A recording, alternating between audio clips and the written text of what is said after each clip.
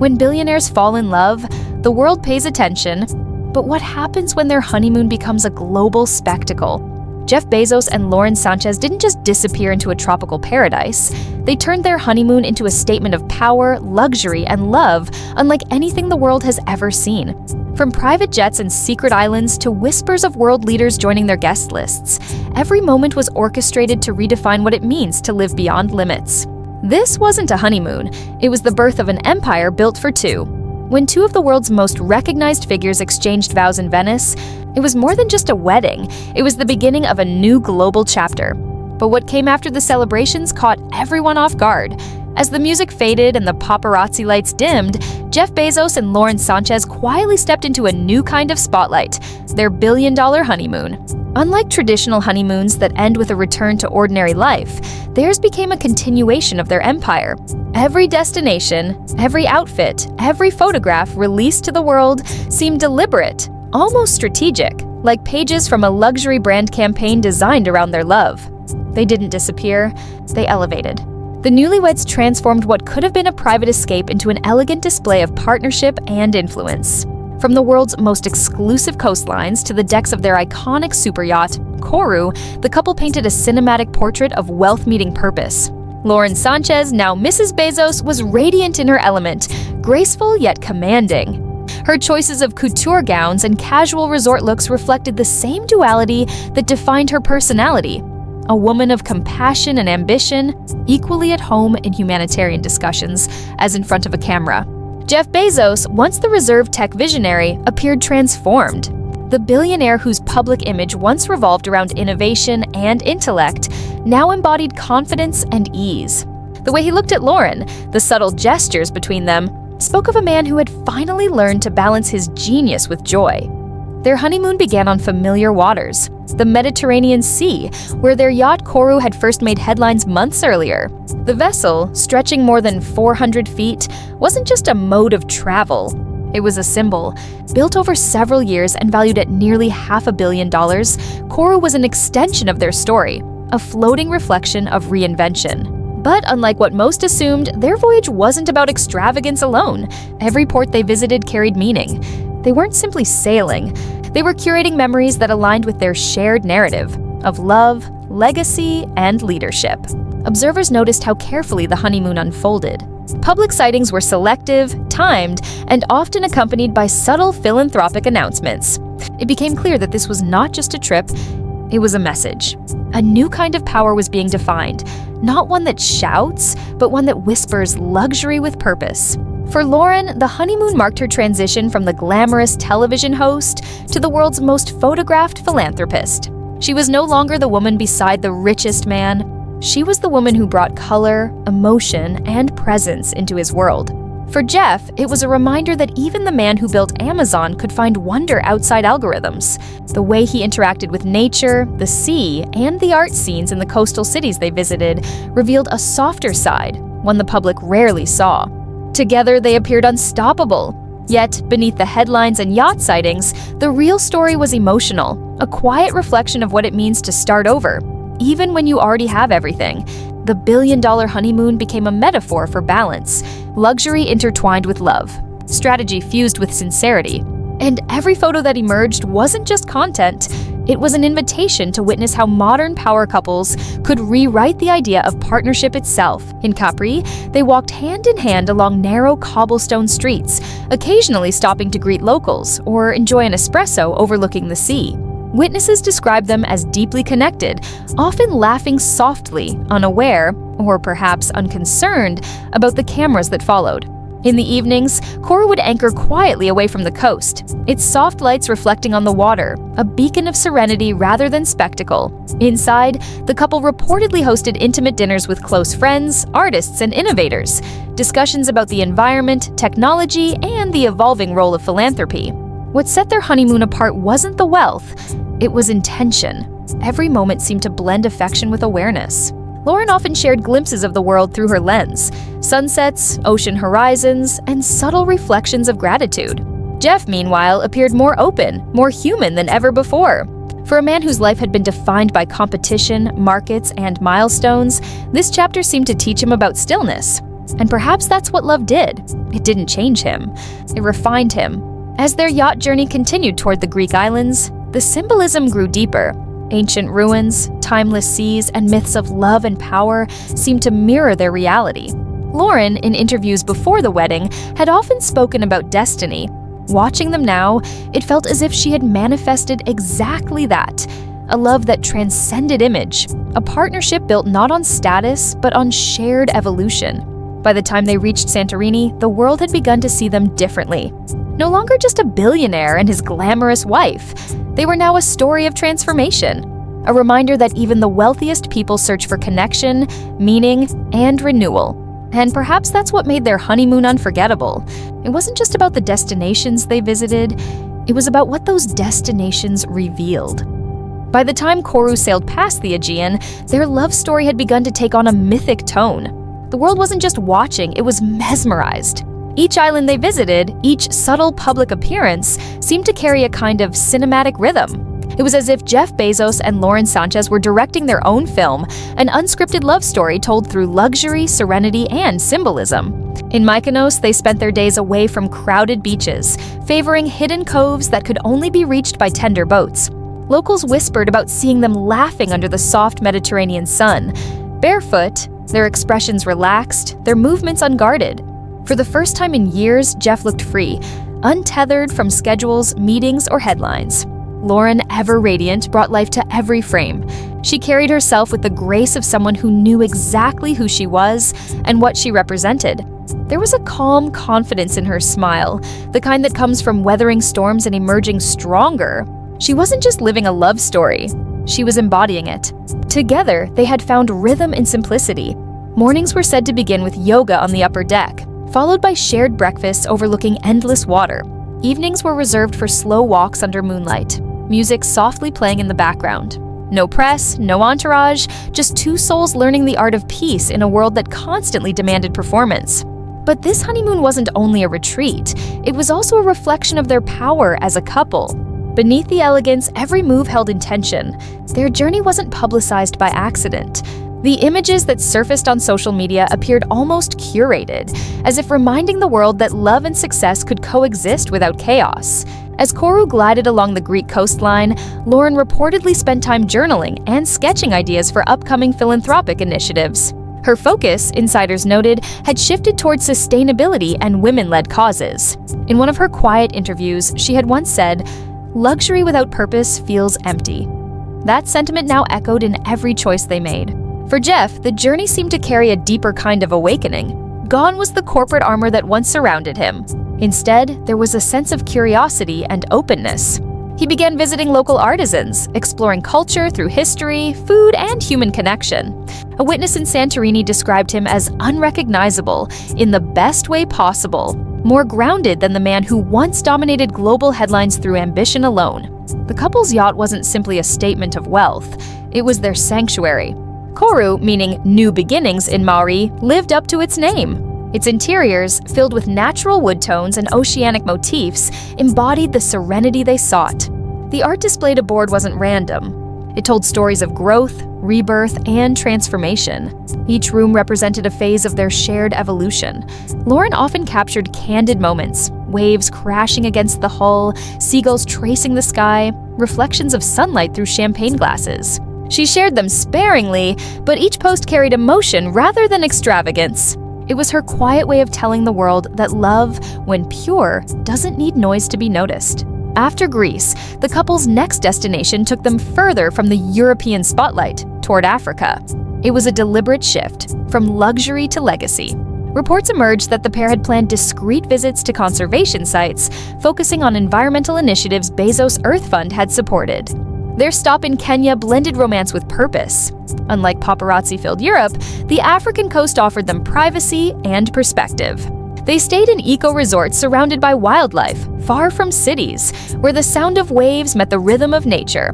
Here, their love took on a more introspective tone. Lauren, known for her storytelling instincts, reportedly documented their experience for a private visual journal, something she hoped to share one day when the time felt right.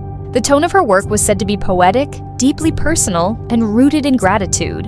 It was no longer about glamour, but connection. to the planet, to each other, to something greater than both. Jeff, too, found renewal in the simplicity of it all. At sunrise, he would walk barefoot along the shorelines, often in quiet reflection. Observers noticed a man who seemed lighter, as though the ocean itself had rinsed away decades of pressure. There was laughter again, real, unfiltered, contagious laughter that hadn't been heard from him since before the world knew his name. When they met with local conservationists, their approach was thoughtful and respectful.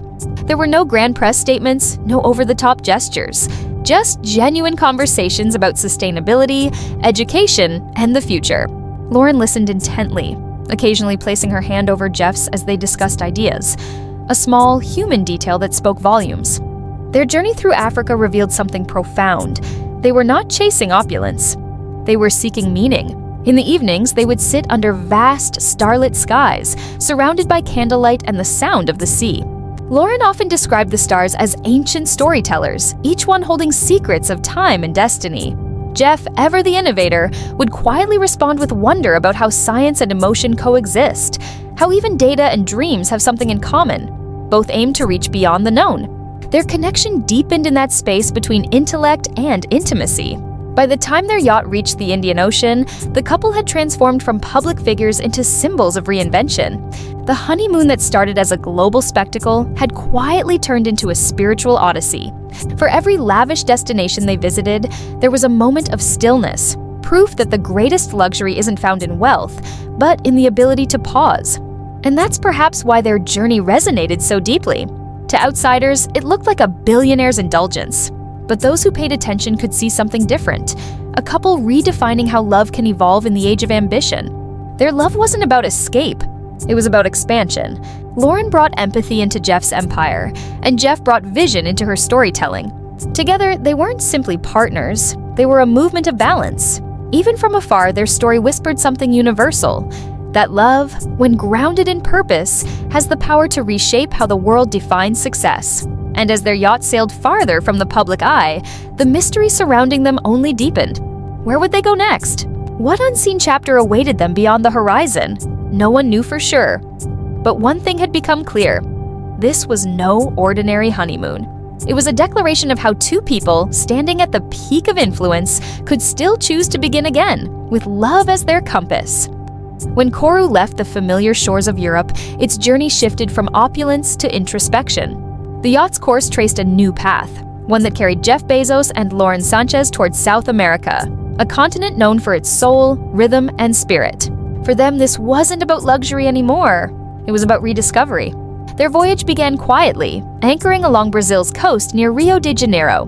To outsiders, it might have looked like just another glamorous stop, but those close to the couple knew this chapter carried meaning. Brazil represented a fusion of energy and art, of culture and compassion, exactly the balance they had been exploring throughout their honeymoon. Lauren, known for her visual storytelling, found herself captivated by the vibrancy of Rio. The music, the murals, the colors, all of it spoke to her creative side. She wandered through the narrow lanes of Santa Teresa, admiring local artists, buying hand-painted tiles and photographs that captured daily life. It wasn't about expensive souvenirs, it was about connection to the places that welcomed them. Jeff, meanwhile, seemed more grounded than ever. Gone was the aura of a tech mogul detached from the world. Here, he walked among locals, often unnoticed in his simple linen shirts and sunglasses, savoring fresh fruit from markets, asking questions about the environment and culture. Their days followed an unhurried rhythm. Mornings began with coffee on the yacht's terrace, overlooking the vast expanse of the Atlantic. Afternoons were spent exploring coastal villages, often joined by environmentalists who shared insights about marine conservation. Nights ended with music. Local samba bands invited aboard for intimate performances under the stars. Each destination became more than a backdrop. It became a reflection of their evolution as a couple. From Brazil, Koru sailed further south toward Patagonia. The contrast was striking. The heat and rhythm of Rio gave way to the cool, untouched majesty of glaciers and windswept mountains. The couple traded designer outfits for cozy jackets, walking hand in hand along rugged trails where time seemed to stand still. Observers who caught rare glimpses of them described a visible peace between them, an unspoken understanding that didn't need grand gestures to prove its depth. Here, surrounded by nature's quiet power, Lauren and Jeff found space to reflect.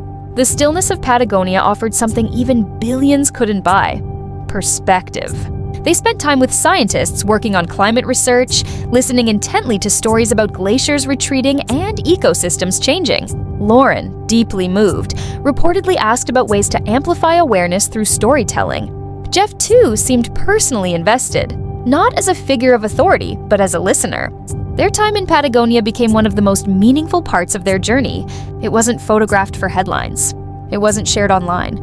It was private, a love story in its purest form, surrounded by mountains, silence, and sincerity. Those who worked at the conservation stations later spoke of the couple's warmth and curiosity. There was no entourage, no separation between billionaire and local, just people connecting over shared care for the planet. When Lauren described the glaciers, she called them ancient hearts still beating beneath the ice.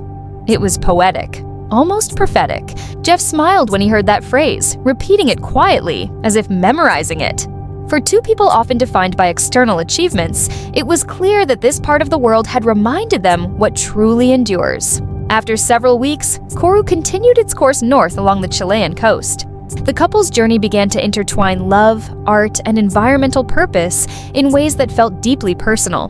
In Valparaiso, known for its hills painted in murals, Lauren was seen walking with local artists, her curiosity boundless. She spent time photographing walls filled with color and emotion, every painting telling a story of resilience. Jeff watched her from a distance, often smiling at how naturally she connected with people. Observers began to understand something profound about their relationship. Lauren's energy brought the world closer to Jeff, while his vision gave her dreams room to expand.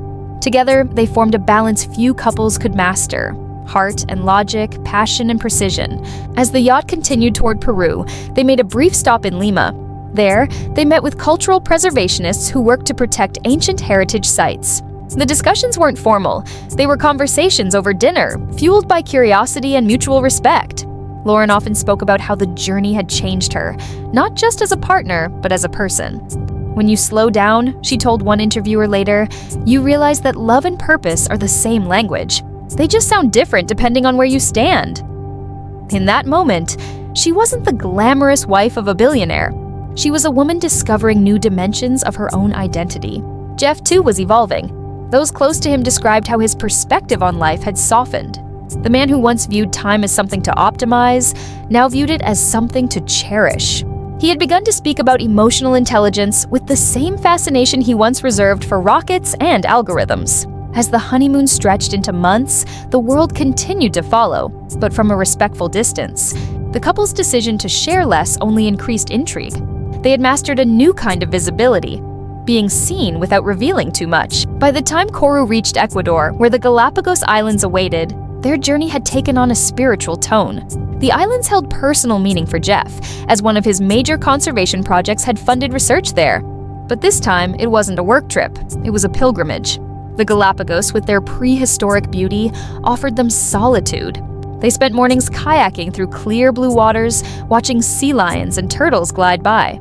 In the evenings, they sat on the deck, watching the sun sink beneath volcanic silhouettes. There were no headlines here, no photographers, just wind, ocean, and laughter. Lauren later described those moments as the heartbeat of the world. She said the trip taught her that luxury isn't always about what you own, but how deeply you feel. Jeff agreed. The billionaire who once raced against time now seemed content to let the tide set the pace. They left the Galapagos with more than memories, they left with perspective. Love, they realized, wasn't an escape from reality. It was a way to rediscover it. Their South American journey had redefined their union. They had gone from a couple admired for their wealth to one respected for their humanity. And as Koru turned north, heading toward the Caribbean, the symbolism was clear. Their love story wasn't ending. It was ascending. The billion-dollar honeymoon that began as a headline had become something timeless. It wasn't about the yacht, the couture, or the destinations. It was about how two people at the peak of power chose humility, connection, and reflection over spectacle. And perhaps that was the quiet brilliance of their love. It reminded the world that the richest journeys are not measured in miles, but in meaning.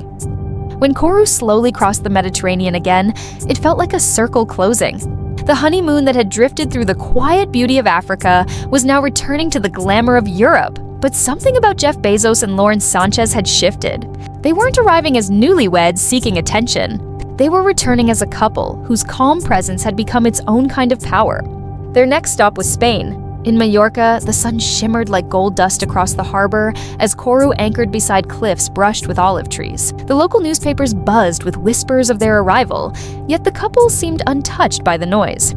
Jeff was often seen dressed simply, a white shirt open at the collar, walking with Lauren through winding streets where music floated from cafes. They paused often, not for photographs, but for moments. To listen to street musicians, to taste local pastries, to look at handmade ceramics and comment softly to one another about color and craft. It wasn't spectacle. It was intimacy disguised as travel. For Lauren, this part of the journey symbolized grounding. The high glamour of the wedding had been replaced by an appreciation for texture, scent, and sound, the quiet side of luxury.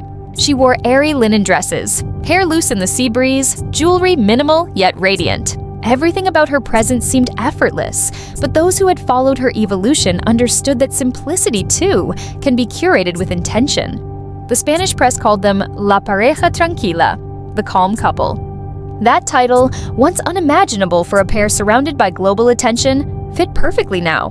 They didn't need to speak to command fascination. Their silence did the work. Jeff's demeanor continued to surprise people. For decades, he had been photographed in boardrooms or at rocket launches, always with a look of focus bordering on intensity. Now his expressions were lighter, almost reflective. He smiled more, moved slower, and seemed present in ways that transcended status. At a seaside restaurant one afternoon, a young waiter serving them was reportedly stunned when Jeff personally thanked him in Spanish, complimenting the local olive oil and asking about his family's farm. It wasn't a publicity stunt, it was genuine human connection. Their next days unfolded like pages of a private travel diary. Mornings spent exploring art galleries in Palma, evenings wandering through quiet marinas. Lauren took particular interest in local artists whose work centered around water and rebirth. She purchased small pieces directly from them, insisting that their art deserved global attention. Her gestures reflected a truth that the world was slowly realizing. Lauren Sánchez wasn't simply the glamorous wife of a billionaire. She was a storyteller using the language of compassion and art. From Spain, Koru drifted toward Portugal, where the Atlantic awaited them. Lisbon, with its steep hills and soulful music, became the next chapter of their journey. Here, the tone grew even more emotional. They were spotted near the Alfama district, where fado singers performed songs of longing and destiny. Locals recounted seeing Lauren's eyes well up as a singer's voice filled the candlelit room. Jeff, sitting beside her, held her hand quietly. The moment wasn't staged, it was real. And for a couple constantly under public scrutiny, realness had become their rarest treasure. Outside the limelight, they continued exploring in near anonymity. They visited Belém Tower, watched the sun melt into the Tagus River, and dined at small family-run restaurants where the chefs personally greeted them. No entourages, no walls of security, just two people learning what it meant to live like everyone else, even if only for a night. Observers began noticing a theme in their honeymoon narrative: intentional humility. Despite their means, they were choosing experiences that reflected emotion over extravagance. It became clear that their voyage wasn't about showing the world how rich they were. It was about showing the world how alive they were. By the third month of their travels, global media had transformed its tone. What began as coverage of wealth had evolved into admiration for reinvention. Luxury magazines called them the new definition of modern power. Others described their journey as a love story written on the ocean. Analysts even noted that Bezos's company subtly mirrored his personal transformation. Public statements from the Bezos Earth Fund emphasized sustainability and human connection more than before. It was as though his personal growth had begun to shape his professional legacy. For Lauren, the impact was equally profound. She had become a quiet force in redefining what visibility means for women beside powerful men. Instead of competing for the spotlight, she shared it, and sometimes even redirected it toward causes that mattered. Her presence during the honeymoon felt symbolic of a larger shift in cultural narrative, a reminder that influence can be graceful, not loud. As Koru sailed westward along Portugal's coastline, they invited a small group of friends on board: artists, environmentalists, and innovators. The atmosphere was intimate but electric. Over dinners lit by lanterns, conversations flowed about creativity, space, storytelling, and the next frontier of human purpose. Guests later described those nights as unforgettable. The sound of the ocean mingling with laughter, the stars above forming a silent audience. Lauren occasionally played curator, reading short passages from poetry she loved, while Jeff spoke about exploration, not just of planets, but of the human heart. There was symbolism in everything they did. The ocean had become a mirror, endless, mysterious, and reflective. Their voyage through it was no longer just a honeymoon. It was a pilgrimage toward understanding what comes after success. And perhaps that's why their story resonated globally. The couple represented something aspirational, yet attainable. A version of love that thrives not despite ambition, but because of it. The idea that even the world's richest man could spend months chasing sunsets instead of headlines gave people something refreshing to believe in. It reminded audiences that reinvention is possible at any age, that love can be both grounding and elevating, and that partnership, when genuine, transcends public opinion. As their yacht neared the end of its European circuit, Lauren was photographed standing alone on the deck at sunrise. Her silhouette against the golden horizon became one of the most viral images of the summer. There was no branding, no statement, just quiet majesty. To some, it looked like the image of a queen surveying her kingdom. To others, it was something simpler, a woman at peace with the path she had chosen. Jeff joined her moments later. They stood side by side watching the sun climb higher, arms intertwined. The photograph captured more than affection. It captured equilibrium. And perhaps that was the essence of their honeymoon. It wasn't about excess. It was about harmony. Between love and legacy, between power and peace. By the time Koru prepared to set sail again, rumors swirled about their next destination. Some said South America, others guessed the Caribbean. But those close to them hinted at something different, that the next leg of their journey would focus on reflection, not revelation. Because when you've already built the world's biggest empire, sometimes the most extraordinary adventure is simply learning how to be present.